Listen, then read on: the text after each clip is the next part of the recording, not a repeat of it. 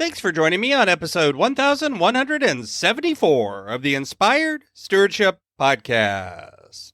Hi, this is Marnie Swedberg, and I'm here to challenge you to invest in yourself, invest in others, develop your influence, and impact the world by using your time, talents, and treasures to live out your God-given goals. Understanding biblical success principles is a great starting point, and for ongoing inspiration and encouragement, listen to the Inspired Stewardship Podcast with my friend Scott Matterer.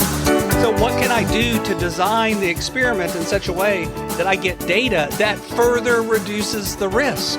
So you're using that risk level and the idea of getting data through an experiment to allow yourself to do things and try things, but always manage to just get information and survive to try it again.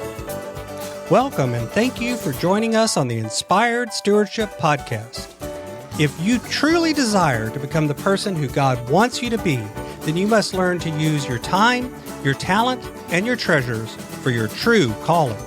In the Inspired Stewardship Podcast, you will learn to invest in yourself, invest in others, and develop your influence so that you can impact the world. In today's episode about impacting the world through stewarding your talent, I talk with you about the difference between risk and running experiments. I talk about why having a mindset that allows you to filter fatal versus non-fatal risk is needed. And I also share why having a mindset of experiments helps you to move forward. You've heard me talk about developing your talent, and one of the best ways to do that is through books. But if you're like most people today, it's hard to find the time to read. And that's why today's podcast is brought to you by Audible. Go to inspiredstewardship.com/Audible to sign up, and you can get a 30-day free trial. There's over 180,000 titles to choose from, and you can pick one and listen your way to developing your talents via Audible. That's inspiredstewardship.com/Audible to get your free trial and listen to great books the same way you're listening to this podcast. I've talked before about how one of the ways that I like to frame doing things when I'm trying something new in business or in my life as an experiment.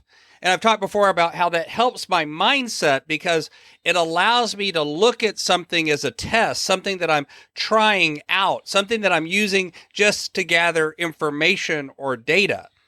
But I wanted to talk a little bit about how this intersects with risk. One of the things that holds us back from doing things is our perception of the risk of doing that. And by the way, that perception doesn't have to be reality. It's just how we see how risky the situation is. What is it that we're doing? And the truth is, all of us have different levels of risk that we consider. For some of us, doing something like a public speaking event is incredibly risky and feels scary and intimidating. And for other people, that does not. For some people, doing something like launching a new business and putting your entire life savings into it could feel way too risky. And for others, that's something that they could actually do and still sleep at night and not be overly worried about it. We have different levels of tolerance for what we see as risky or not. And I've used framing things as an experiment to help me deal with this perception of risk that I have. And I will be honest, my risk tolerance is relatively low in many areas of my life. I tend to be somebody who's very demanding, who's a perfectionist, who likes to get things right. But I'm also a pretty driven person who likes to get results. And so there's this tension inside my own mind. From a DISC point of view, I am a high C and a high D. So I'm both that results-driven personality and that perfectionist personality at war within myself, where I want to get things done, I want to get results, and that requires taking a certain level of risk. But I'm also somewhat risk averse and perfectionistic and want to get everything right. And doing something new or doing something challenging is not a good way of, quote, getting everything right. And so one of the other filters that I've learned to develop is the idea of thinking about risk on a continuum from, quote, fatal to non-fatal or vice versa, from non-fatal to fatal, whichever way you want to think about it. Now, fatal here does not necessarily mean literally fatal, as in, if I do this thing, I might die. But it could be in terms of how much damage is it going to do? The example I used earlier about taking out your entire life savings so that you can open a business, that's a pretty fatal risk in that if it doesn't work, you now have no business and you have no life savings. And if you're, let's say, 55 years old, that's going to put you in a very negative position for the rest of your life. It's going to be very damaging to what comes next. On the other hand, doing something like that when you're much younger, and especially if it's a much lower amount of money, might be a non-fatal risk. So it's not even just the activity. It's looking at the activity in the context of your life and in the possibility of recovery from it. Doing a public speaking event, that's relatively non-fatal in most cases, because the truth is, most of the time, if you're doing a speaking event and you just really make a bad mistake and screw up, well, yeah, you may never come back to that particular platform, and you may even get some people talking about how bad of a job you did, but you probably can recover from that, and you can get later events, and you can get better at what you're doing, and you can learn from it and use it as an activity. So it's a relatively non-fatal risk, even though a lot of times we feel like it's so possibly damaging to our reputation that this would be fatal to us. So it's this idea of really stepping back and objectively evaluating what are the chances of recovery? How bad would this be if everything goes wrong? And how much room do I have to recover from it? How damaging would it be? And I actually will sometimes give things a numerical scale where 10 is maximum damage and a 1 is pretty much no damage at all, and then try to give a numerical scale. Obviously, to some idea, this is a mindset, this is an opinion. You can talk to others, you can work with a coach or someone else and get an outsider to look at it and evaluate the situation as well. That can help give you some data points to look at if that's something that makes you feel more comfortable.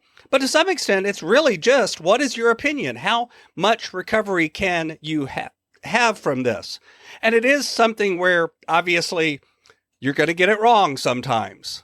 And this is where having that experimental mindset can help.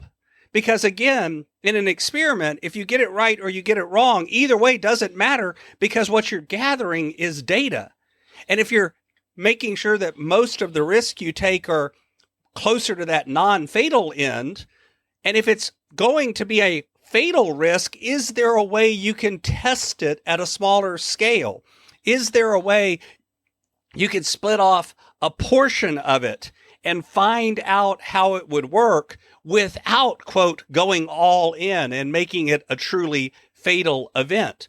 Because that's what you would do in an experimental situation. If you only have enough of something, test something one time, you're not going to use it all up in your initial test, or at least you hope that you won't, and you wouldn't have to. So what can I do to design the experiment in such a way that I get data that further reduces the risk? So you're using that risk level and the idea of getting data through an experiment to allow yourself to do things and try things, but always manage to just get information and survive to try it again. By doing this and looking at this kind of matrix, you can make much more progress. Thanks for listening. Thanks so much for listening to the Inspired Stewardship podcast. As a subscriber and listener, we challenge you to not just sit back and passively listen, but act on what you've heard and find a way to live your calling. If you like this episode on the stewardship of talent, you can go over to inspiredstewardship.com/talent and sign up for our 5-week series on the stewardship of talent. Or if you're in the U.S., you can text 44222 talent tips. That's talent tips to 44222 and get those tips. Until next time, invest your time, your talent, and your treasures. Develop your influence and impact the world.